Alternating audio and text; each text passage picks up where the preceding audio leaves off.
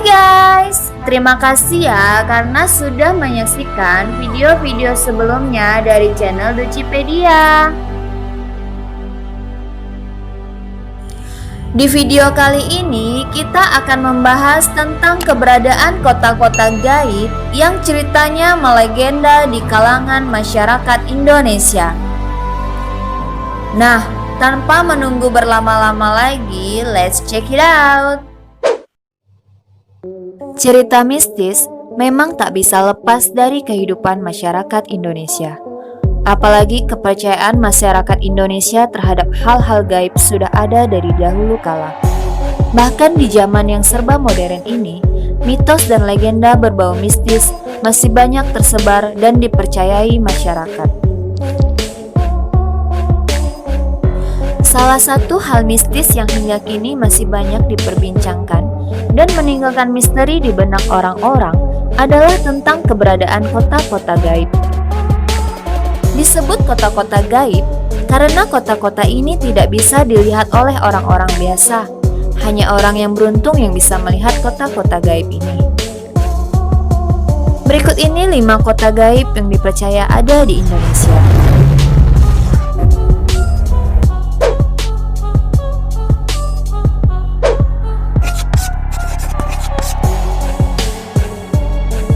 Kota gaib Saranjana ini adalah salah satu kota gaib yang sangat terkenal di Indonesia.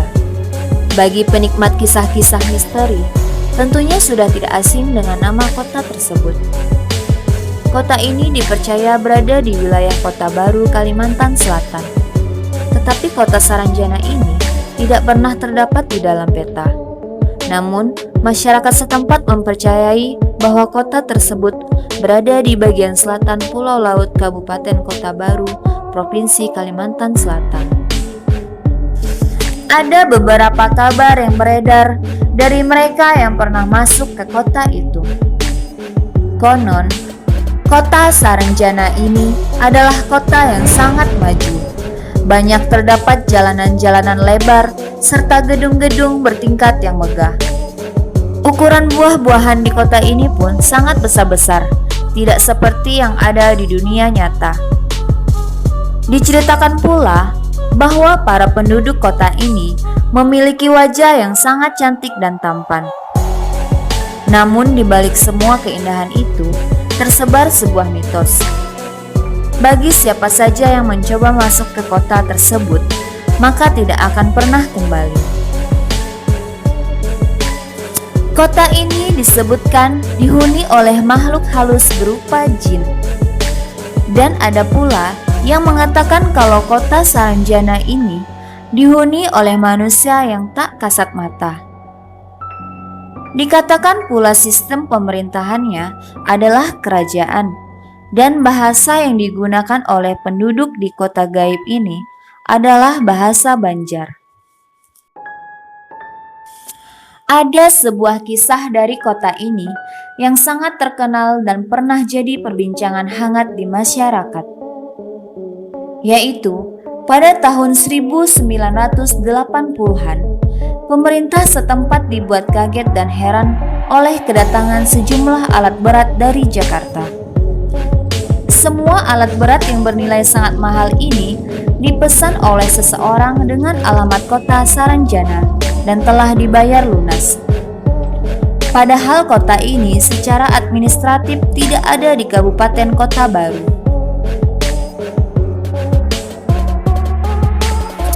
Masyarakat setempat juga mengatakan, bagi orang yang beruntung dapat mendengar suara-suara dari kota Saranjana ini. Kadang terdengar suara musik dan kendaraan yang lalu lalang dari sekitar Gunung Saranjana.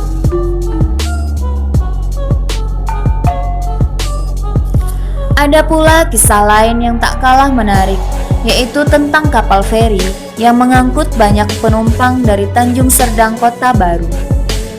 Namun begitu merapat ke pelabuhan Batu Licin di Kabupaten Tanah Bumbu, mendadak sepi. Dipercayai bahwa penumpang-penumpang tersebut adalah orang-orang dari kota gaib Saranjana. Kota gaib yang kedua ini berada di Kabupaten Ketapang, Kalimantan Barat. Wilayah yang terletak di antara Kecamatan Kendawang dan Pesaguan ini merupakan hamparan tanah kosong tanpa bangunan dan memiliki luas 12 km persegi. Itulah alasan daerah ini disebut dengan Padang 12.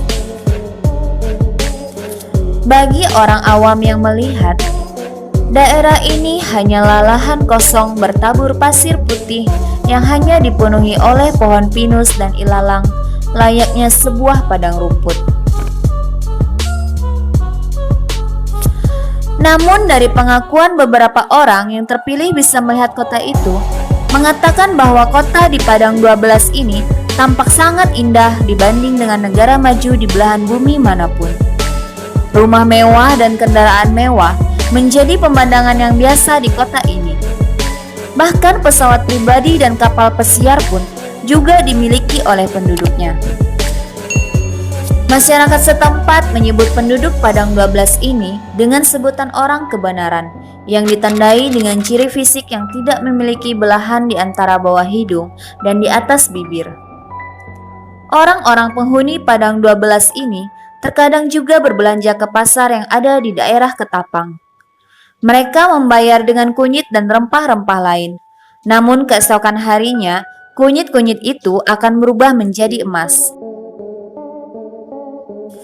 Ada pula cerita menarik yang tersebar di masyarakat, yaitu artis Rhoma Irama berakit-rakit ke hulu, berenang ke tepian, yang pernah diundang untuk menyanyi di Padang 12. Raja dangdut tersebut mengaku sudah 2 kali manggung di Ketapang.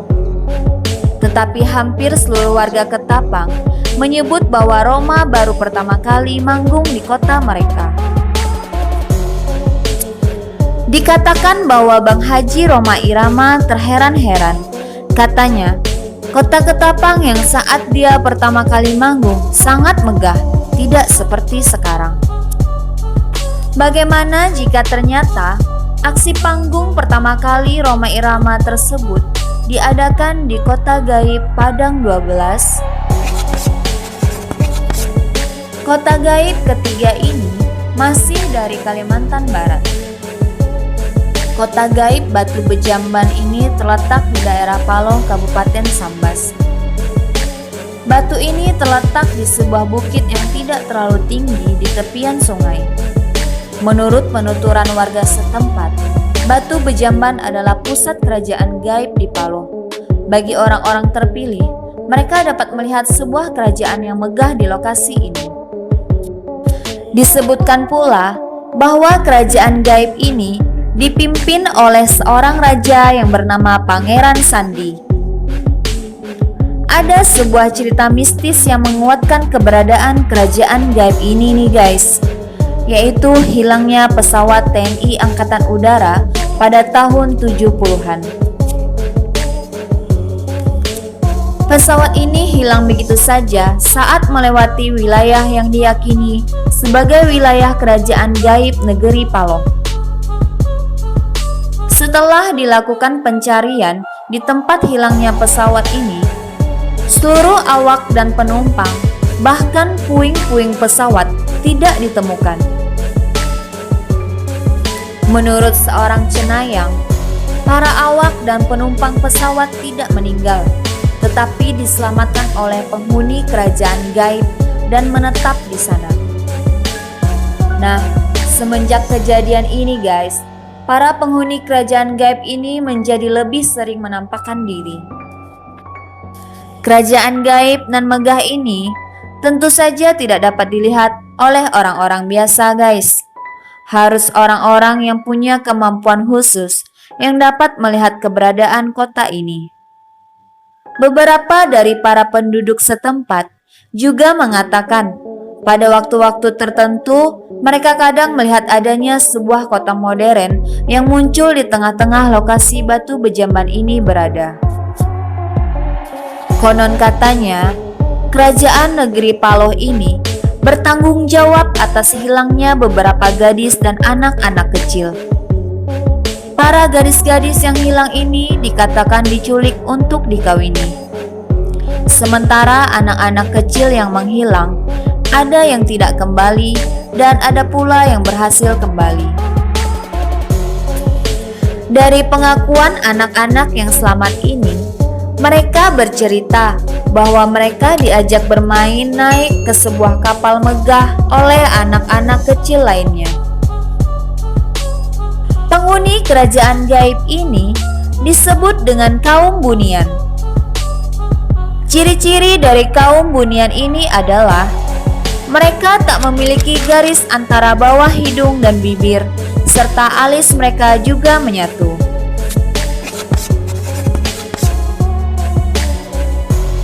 Kerajaan gaib Wentira ini terletak di kota Palu, Sulawesi Tengah.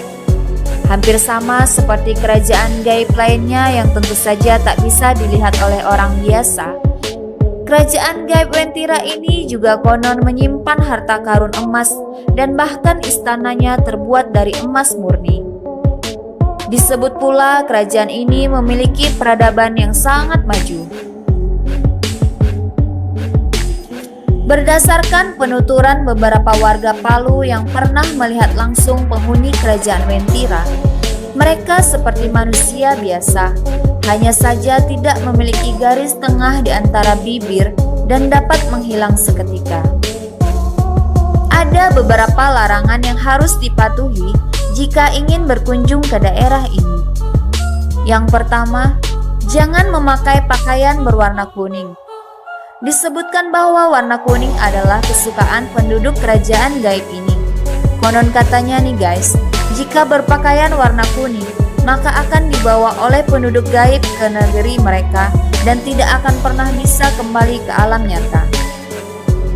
Hal ini diperkuat dengan fakta-fakta orang-orang yang menghilang di sekitar daerah ini selalu berbaju kuning. Yang kedua, jika kalian berhasil masuk ke kerajaan gaib ini, jangan pernah mengambil emas yang ada di sana jika tidak ingin nyawa kalian terancam. Yang ketiga adalah jangan berkata tidak sopan. Ada sebuah cerita yang beredar di masyarakat setempat tentang seorang gadis yang meminta izin kepada ibunya untuk menikah dengan seorang pemuda dari Wentira. Keesokan harinya, gadis tersebut hilang dan tidak pernah lagi ditemukan hingga sekarang. Kembali ke daerah di Kalimantan Barat lagi nih guys, tepatnya di Kabupaten Skadau. Goa Lawangkwari yang berada di desa seberang Kapuas ini dipercaya merupakan sebuah kota gaib. Mitosnya, Goa Lawangkwari ini adalah tempat persembunyian seorang raja dan para pengikutnya. Dikisahkan pada zaman dahulu, tempat ini adalah tempat pelarian bagi sang raja setelah tersisih dari kerajaan oleh para saudaranya. Menurut kepercayaan masyarakat sekitar, di lokasi ini berdiri sebuah istana milik Pangeran Agung. Namun, karena ditaburi abu gelap, maka yang tampak hanyalah gua batu yang menghadap ke Sungai Kapuas. Ada sebuah cerita yang beredar. Pada waktu itu, ada seorang pemuda baik hati yang hidup berdua bersama ibunya. Pada suatu hari, saat hendak mencari kayu bakar di sekitar goa ini, pemuda tersebut mendengar bunyi keramaian dari dalam goa. Karena rasa penasaran, maka ia pun memasuki goa ini. Goa ini memiliki jalan masuk yang sangat kecil, maka pemuda itu masuk dengan merayap dan merangkak.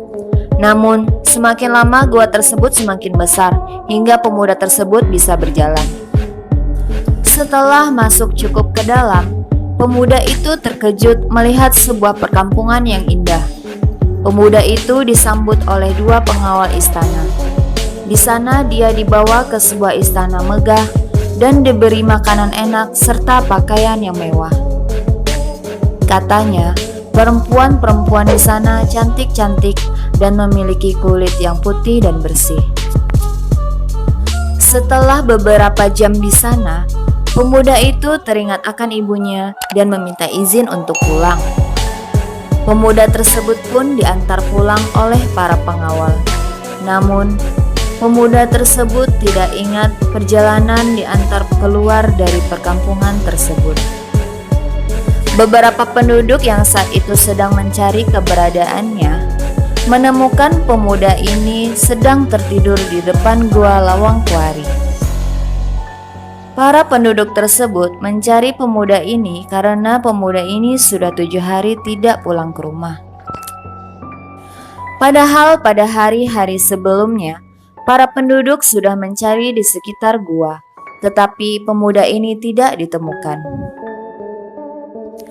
Menurut cerita rakyat, gua ini sangat panjang. Saking panjangnya, ujung gua ini akan sampai ke Kecamatan Tayan, Kabupaten Sanggau.